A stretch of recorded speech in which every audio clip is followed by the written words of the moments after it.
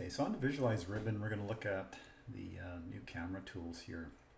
So let's say we wanted to place a camera in the corner of this intersection here, looking towards this direction here, the corner of the building.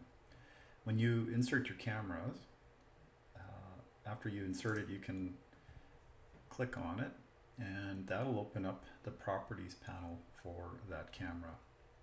You can set the camera's lens length, and you can do that by typing it in or just dynamically changing it here. So if we wanted a wider view, let's say around 24, we can do that. I'm just going to type it in. You can choose what style to use for, so let's say I set it to conceptual here. What will happen if I hit this button here? From that camera view, which the elevation is at 0, I'm at the ground level, it's using a conceptual rendering to view it.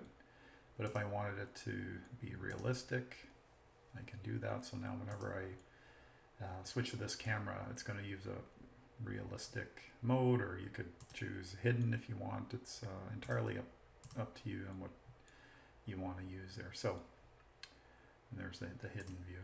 So let's go back to realistic. You can also adjust the camera and target position by entering in known positions or coordinates. So let's say for the camera, I know what the elevation of the camera is. I can just type it in, or I can switch to witness view, and I can just type in the witness height. So let's say 5.7 feet, and you can see now that camera is higher, looking towards the building. You can also adjust the camera using these joggers here. So this increment, if I set that to 1 foot, so it's in drawing units, I can move the camera back and forward, left, right, up and down. So this allows you to precisely place the cameras, or you can also adjust the target using the joggers.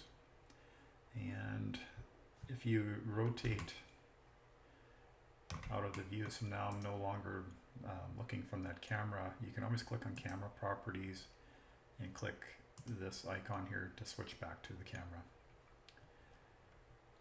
Another option that's useful is if you have a view that you like, so let's say this view here, and I want to save that, you can always click on save camera. It prompts you for a name. I'll call this top view.